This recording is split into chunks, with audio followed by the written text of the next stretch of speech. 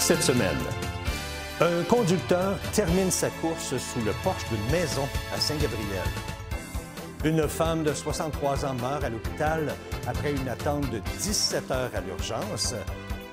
Et appelle à la vigilance face à la présence hâtive de la grande faune près des routes. Bonjour, ici Danny Bérubé. Bienvenue à vos actualités régionales.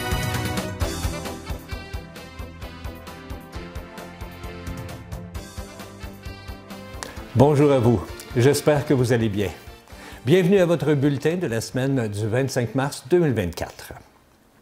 Mercredi de la semaine dernière, vers les 14 heures, un conducteur d'un camion pick-up noir a perdu le contrôle de son véhicule en raison d'un trouble mécanique. Après avoir heurté une voiture inoccupée stationnée en face du 140 rue Decoy à Saint-Gabriel, le conducteur a terminé sa course sous le porche de la maison du 152. Personne n'était dans le bâtiment au moment de l'impact. Le conducteur, quant à lui, a été blessé et a été conduit au centre hospitalier. On ne craindrait pas pour sa vie. Toujours mercredi dernier à 17h15, les policiers de la Sûreté du Québec de la MRC de Joliette ont été alertés concernant un véhicule abandonné au milieu du rang Sainte-Julie à Notre-Dame-des-Prairies. Le conducteur du véhicule, un jeune homme de 20 ans de Joliette, a été appréhendé pour conduite avec capacité affaiblie par la drogue. De plus, lors de son arrestation, une quantité de cocaïne susceptible d'être destinée au trafic a été découverte en sa possession. À la suite de son arrestation, l'individu a été conduit dans un poste de police où il a été rencontré par un agent évaluateur spécialisé dans la reconnaissance des drogues. Le dossier sera soumis au directeur des poursuites criminelles et pénales pour examen. L'homme pourrait faire face à des accusations criminelles qui seront traitées ultérieurement au palais de justice de Joliette. Une femme de 73 ans est décédée l'an dernier d'un anévrisme dans les toilettes du centre hospitalier de la Naudière après avoir attendu 17 heures à l'urgence. D'après le Journal de Montréal, qui a déterré l'affaire, Mme France Boisclair s'est rendue au CHDL le 11 août 2023 vers 15 heures pour un mal de pied, mais également, selon le rapport du coroner, de 5 épisodes de syncope avec des maux de tête importants et des étourdissements. Elle a reçu un code 4 au triage, soit non urgent, et ce, malgré une tension artérielle de 218 sur 78. Dans son rapport, le coroner André Quentin a demandé la révision des soins prodigués à la septuagénaire, se demandant si l'approche médicale a été adéquate. Du côté du CI3S, l'établissement a indiqué avoir mis en place des mesures, soit de la formation d'infirmières au triage et aux préposés aux bénéficiaires. De plus, des travaux sont prévus prochainement pour rénover les salles de bain. Selon le dernier rapport de l'Institut économique de Montréal, les usagers des 2 hôpitaux dans la Naudière attendent plus longtemps aux urgences que l'an dernier. Avec une attente moyenne de 6h56 en 2023-2024, c'est 7 minutes de plus qu'en 2022-2023. Ce temps est aussi la deuxième pire dans la province. Au Québec, le temps d'attente moyen est de 5 heures et 13 minutes, une augmentation de 2 minutes par rapport à l'an passé. Cependant, depuis 5 ans, cette moyenne a grimpé de 42 minutes. Depuis la semaine dernière, les usagers, visiteurs et certains employés sont en mesure d'utiliser le nouveau stationnement étagé de l'hôpital Pierre-le-Gardeur. Ce nouveau stationnement compte plus de 400 espaces répartis sur 4 niveaux. Il s'agit de places mixtes sans secteur réservé.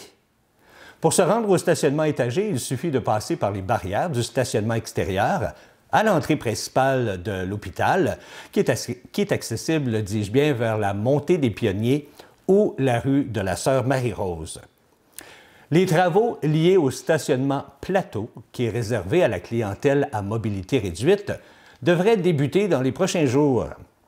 Au terme de l'aménagement, il y aura des espaces de stationnement, des bornes de recharge pour voitures électriques, ainsi qu'une zone avec support à vélo seront accessibles. Le ministère des Transports et de la Mobilité durable, le MTMD, a lancé un appel à la vigilance face à la présence hâtive de la grande faune près des routes ce printemps. Dans un communiqué, le MTMD soutient que les cerfs de Virginie, les orignaux, les ours et les caribous sont présents plus tôt près des routes cette année. Bien que la signalisation, des clôtures anti-cervidés et des passages fauniques sont en place à certains endroits sur le territoire de la province, le ministère rappelle que les risques de collision demeurent importants. On invite donc les automobilistes à redoubler de prudence durant les périodes de la journée où le danger de heurter un animal est considéré comme étant le plus grand, soit à l'aube et au crépuscule. La municipalité de Saint-Félix-de-Valois a annoncé que 24 nouveaux logements pourront être réalisés sur son territoire. Le projet, qui porte le nom de Maison Félicienne, visera les familles et personnes seules dans le besoin. Je me suis rendu à la conférence de presse pour entendre la mairesse, Mme Audrey Boisjoli, nous parler de ce projet. Elle était accompagnée de la députée de Berthier, Mme Caroline Proulx, ainsi que de M. Richard Ayotte, président des Maisons Féliciennes. Comme je disais, je suis très heureuse d'être ici pour cette annonce très attendue pour notre projet de développement de logements abordables qui se veut être un projet de 24 logements en deux immeubles, donc 2 immeubles de 12 logements sur la rue Michel à Saint-Félix-de-Valois, accessible aux familles, aux personnes âgées et également aux personnes seules, et dont le coût du projet est estimé à 8,4 millions. Donc un beau projet pour notre municipalité. De plus en plus de gens qui demandent de l'aide alimentaire, de l'aide au logement. Donc ça touche des gens, des familles que ça ne touchait pas avant. En plus, dans la dernière année, on a malheureusement connu nos premiers cas d'itinérance, donc quelque chose qu'on ne connaissait pas à Saint-Félix-de-Valois. On entendait souvent ça dans les grandes villes, mais maintenant, Saint-Félix-de-Valois aussi est touché. C'est en nombre quand même minime, mais c'est quand même présent et il faut s'y attaquer. C'est des gens souvent plus qu'on connaît parce qu'on a encore une petite communauté. Donc voilà toutes de bonnes raisons de travailler sur un projet de logement abordable. Alors, bien, considérant tout ce contexte et même avant, le projet, on en parle déjà depuis plusieurs années. Donc, avant cette accentuation, cette pression-là sociale, on en parlait lors de notre première planification stratégique en 2019. Au niveau des services professionnels, la municipalité a contribué à ce jour à une hauteur de plus de 60 000 $. Et nous avons également cédé 2 terrains municipaux à une hauteur de 1,2 million. Donc, 2 terrains, je disais tantôt, 2 bâtiments de 12 logements. Et c'est des terrains qui ont été soigneusement choisis par le conseil municipal parce qu'on souhaitait que ces projets-là, compte tenu que ça touche une clientèle qui n'a pas nécessairement accès à une voiture, on souhaitait que ça soit à proximité de tous les services. Donc, ils sont à proximité de notre boulevard commercial, proximité d'une future école, proximité d'une garderie actuelle et peut-être même d'un futur CPE. Donc, vraiment, ils ont été soigneusement choisis. Eh bien, aujourd'hui, on est ici pour annoncer une belle subvention dont on est bien content. Alors, c'est plus que bienvenu pour nous et ça va nous permettre de concrétiser tous les efforts qui ont été déployés jusqu'à maintenant. Donc, en mon nom personnel ainsi qu'au nom du conseil municipal, bien, je tiens à remercier le gouvernement provincial et fédéral également parce qu'il contribue aussi au projet. C'est une subvention qui est de base de 4,5 millions, donc pour le programme FAC volet 2. Et qui va permettre à la municipalité de participer, bien sûr, à notre échelle pour freiner l'enjeu de l'abordabilité du logement et de son accessibilité. Alors, je vais conclure en disant simplement merci et longue vie aux Maisons Féliciennes. Et je vais céder la parole à notre ministre Caroline Proulx. Fait que, très heureuse de pouvoir être ici puis de participer à cette annonce-là. Un sujet hyper important, le logement social et abordable. On en a discuté, comme tu l'as mentionné, à plusieurs reprises. Et on part du principe qu'en novembre dernier, il y avait eu une autre rencontre entre le premier ministre Legault et le premier ministre Trudeau, où le gouvernement fédéral avait donc annoncé une entente d'une enveloppe globale de 1,8 milliard de dollars pour la construction de logements sociaux abordables partout sur l'ensemble du territoire québécois. C'était une entente historique négociée par M. Legault avec le gouvernement fédéral, dans laquelle donc le gouvernement du Québec investit 900 millions de dollars pour construire rapidement. On parle de 8 000 logements sociaux abordables partout sur l'ensemble du territoire du Québec. Tu le mentionnais, Audrey. Aujourd'hui, c'est du concret qui sort de ces ententes-là qui sont négociées entre le fédéral et provincial. Nous avions depuis notre première rencontre à définir un peu notre créneau, à préciser nos attentes. Et puis même si elles sont toutes simples, ces dernières ont nécessité quand même plusieurs échanges. Puis on en est venu, puis là je regarde Denise, je regarde Daniel, je regarde Luc, je regarde en fait Hubert, puis je me dis, c'est d'offrir plus de logements pour la communauté à un coût plus abordable possible. Si c'est pas ça, je suis pas là. C'est tout simple que ça. Je pense que c'est notre motivation, c'est ça notre objectif premier. Il reste beaucoup de travail avant plutôt d'accueillir nos premiers locataires, mais on va se retrousser les manches, puis faire avancer cette belle réalisation en devenir. Puis pourquoi pas rêver, puis là je regarde Hubert, à une phase 2, et une phase 3, et une phase 4. Quelques questions, dont entre autres, quand prévoit-on recevoir les premiers locataires? Voici ce qu'elle a répondu. C'est assez rapide. Dans le fond, nous, dans notre échéancier actuellement, on a aussi un échéancier avec la subvention FAC. Donc, on doit donner les premiers contrats de construction du logement dans les 12 mois qui suivent la signature de la convention d'aide qui va être tout près. Là. Dans le fond, on a reçu la lettre d'annonce il y a quelques semaines. Donc, à partir de ce moment-là, on a 12 mois pour donner le contrat de construction, tout dépendant. Et là, on est en réflexion avec les maisons philiciennes parce que, je tiens à le dire, là, je suis également administratrice sur les maisons philiciennes. Aujourd'hui, je porte le chapeau mairesse pour faire l'annonce, mais je suis aussi administratrice. Et on discute en ce moment là, pour voir si on va vers un chantier traditionnel ou si on va vers des maisons, du multilogement usiné. Dans le cas où on va avec du usiné, la construction pourrait être plus courte en termes d'échéancier. Donc, on peut parler là, de pratiquement 1 an là, du moment qu'on fait les travaux jusqu'à la fin. Donc, ça se fait assez rapidement là, avec eux. Si on va avec un chantier traditionnel, ça peut être un peu plus long. Mais dans tous les cas, on pense... on avait un objectif 1er juillet 2025 pour l'entrée de nos locataires là, dans les logements. Je lui ai également demandé quelle était la procédure pour s'inscrire sur la liste de ces nouveaux logements. Pour l'instant, comme on travaille plusieurs chantiers en parallèle avec les maisons philiciennes, puis je ne sais pas si je réponds, là, mais c'est toi qui veux répondre, Richard. En fait, puis j'invite les gens aussi du comité, mais on est à déterminer tout ce qui va venir, tu sais, le code d'éthique, tout ce qui va permettre de sélectionner les gens qui se qualifient pour... parce que vous comprendrez qu'il y a une mission derrière tout ça aussi, donc on doit faire l'analyse, avoir cette charte-là qui va être établie. Donc, on a comme une belle feuille de route aux maisons philiciennes en ce moment. Là, on travaille, là, on a eu la subvention. On doit travailler plusieurs chantiers. Il y aura le chantier de construction, mais on doit aussi définir, là, justement, comme M. Aya disait, les règles internes. Donc, c'est quand même beaucoup de dossiers à regarder dans les prochains mois pour qu'on soit prêt pour l'arrivée de nos locataires. Mais pour l'instant, il n'y a rien de défini encore. Nous avons reçu l'information qu'un lieu emblématique de la communauté de Saint-Gabriel de Brandon a été mis en vente. M. Paul Jaudoin, propriétaire, ainsi que son épouse ont décidé de prendre leur retraite. Une retraite bien méritée. Alors, le vignoble de Saint-Gabriel est maintenant disponible à l'achat. Ce fameux vignoble était un projet de retraite pour M. Jaudoin. Un projet qu'il a débuté il y a plus de 20 ans. Il était loin de se douter qu'une retraite était aussi épuisante. Je l'ai donc rencontré pour lui demander s'il avait vraiment envie de s'arrêter et qu'est-ce qu'il comptait faire une fois rendu à la vraie retraite. Le vignoble Saint-Gabriel, un fleuron pour la municipalité de Saint-Gabriel de Brandon, avec ses 36 000 plants et tous ses produits bio. Eh bien, malheureusement, après 14 ans, le propriétaire, M. Jaudoin, a décidé, enfin, de prendre sa retraite.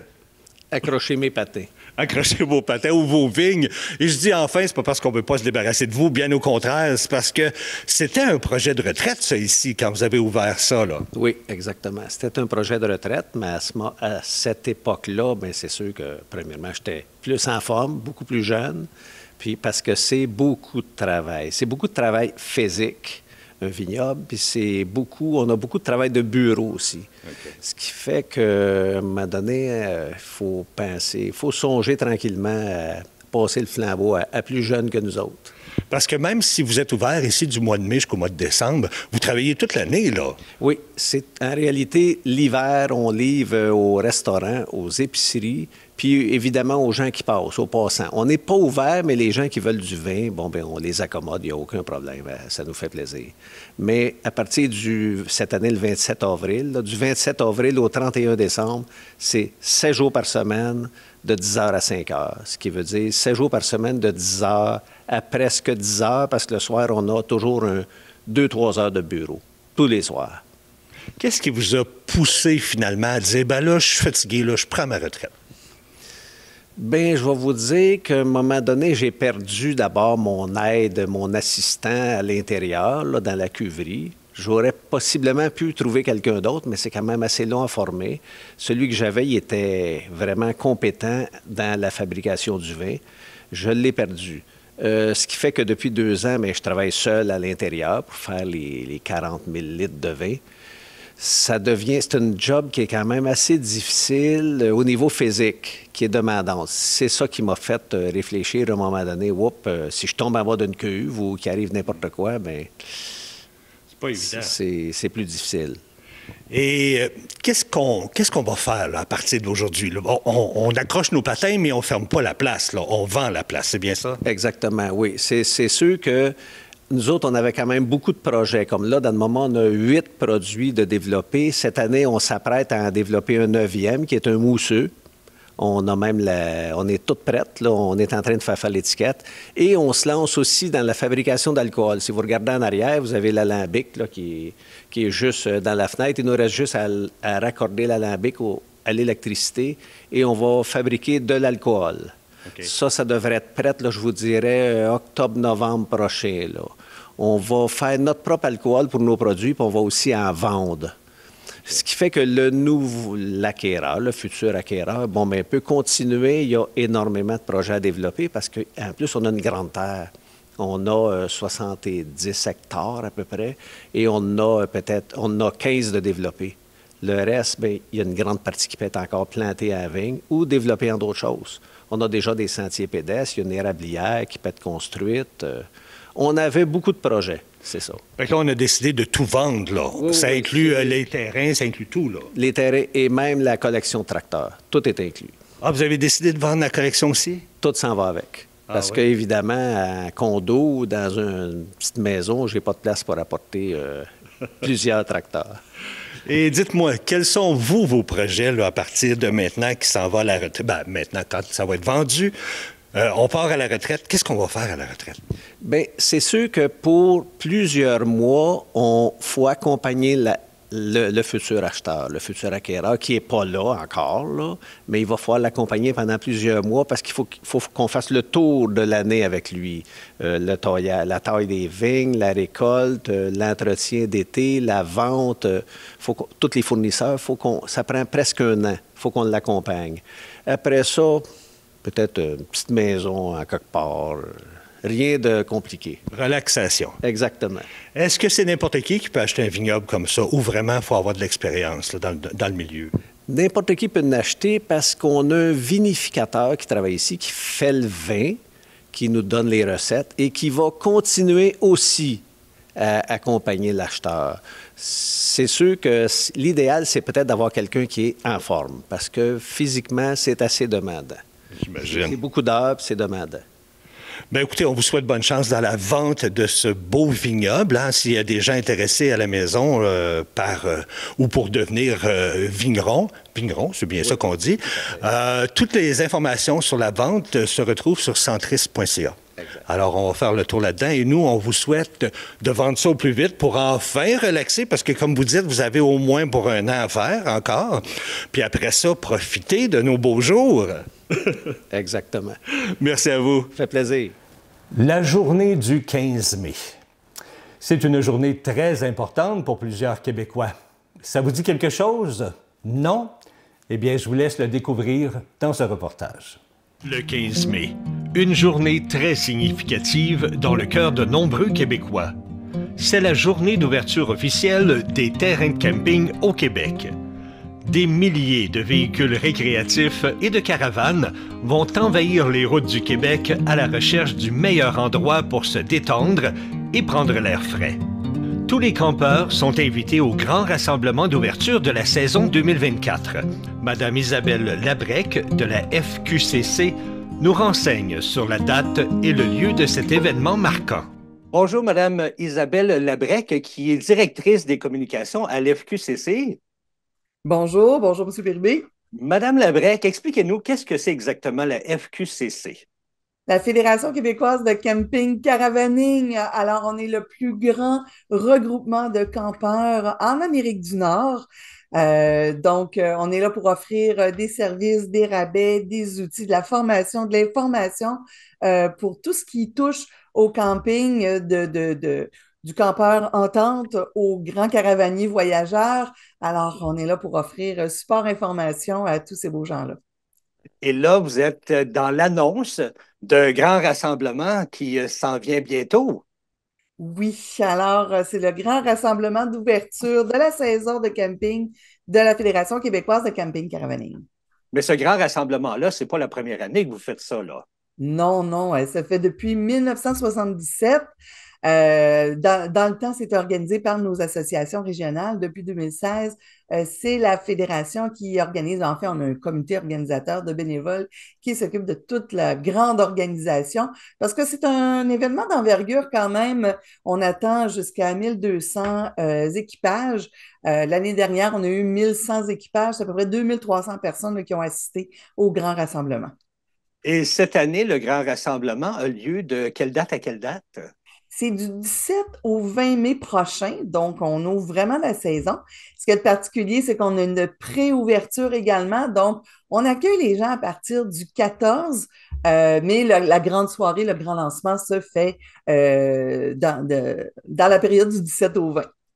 Et je vous jure que cette date-là, le 15 mai, il y en a plusieurs qui attendent cette fameuse date-là au Québec, hein? Oui, effectivement.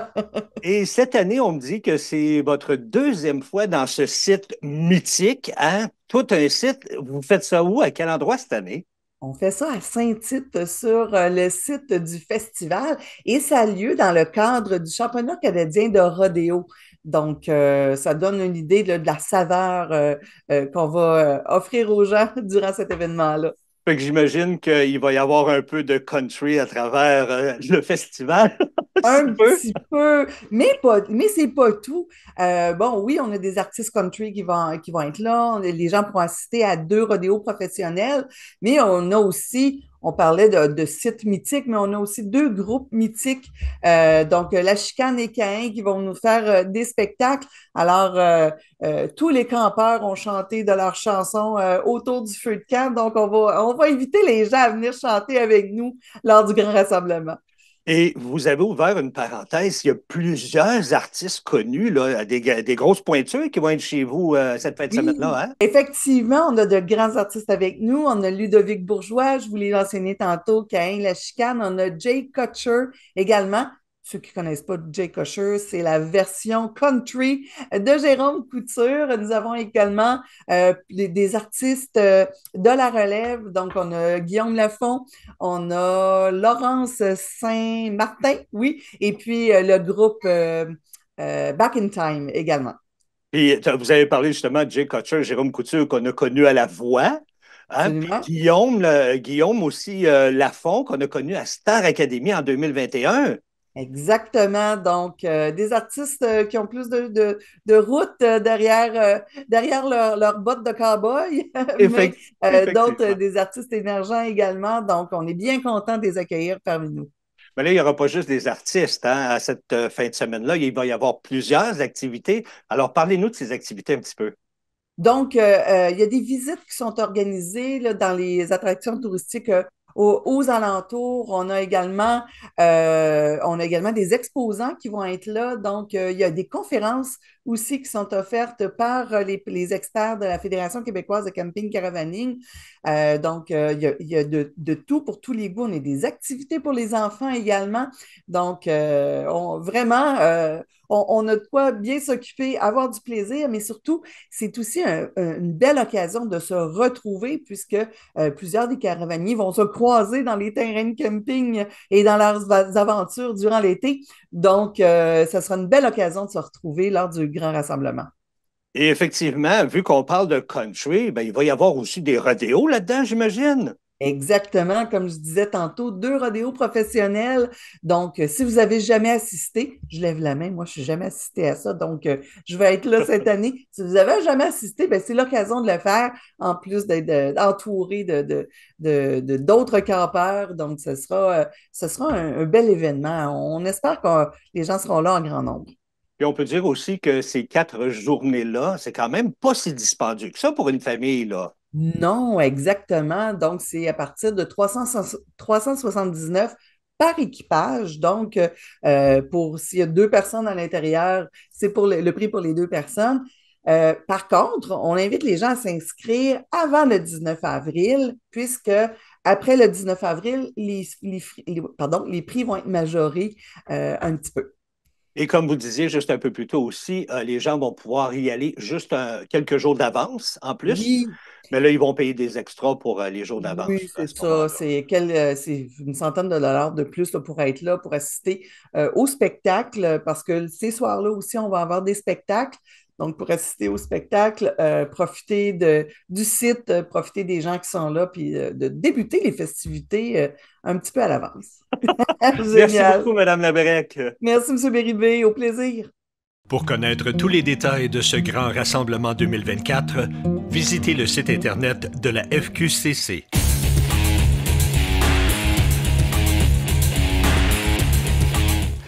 C'est un record exceptionnel de 276 000 $ qui a été amassé lors de la 15e édition du défi ski Nicoletti pneus et mécanique. Cet événement s'est tenu le 16 mars dernier à la station touristique de Val-Saint-Côme. Pour les participants préalablement inscrits, c'était une journée complète d'activités, telles que le ski alpin, la randonnée alpine et aussi la raquette. Cet événement, qui a été créé en 2009 pour venir en aide à la Fondation pour la santé du Nord de la Naudière, ne cesse d'évoluer chaque année. La Fondation, qui fête ses 40 ans cette année, a comme mission de recueillir des fonds afin de financer des projets et des équipements pour améliorer les soins de santé et les services sociaux dans le nord de la Naudière. En mai dernier, la Fondation avait lancé sa grande campagne de financement 2023-2026, Agir ensemble pour l'humain, avec l'espoir de ramasser 4 millions de dollars au cours des 4 prochaines années. Eh bien, on peut dire que ça va très bien, car après seulement 12 mois, elle a déjà atteint 65 % de son objectif total. Alors, merci à tous ces donateurs et aussi à tous les participants du défi Ski Nicoletti, pneus et mécanique. Voilà, c'est ce qui complète vos actualités régionales. Si vous avez été témoin d'une nouvelle, alors faites-nous le savoir en nous écrivant ici à CTB TV. Cette semaine, ne manquez pas l'émission J'ai souvenir encore, qui est animée par Gilles Comeau et Loulou Paquette, qui reçoit la chanteuse Marie Laforêt. C'était Danny Bérubé pour vos actualités régionales. Je vous souhaite une excellente fin de journée.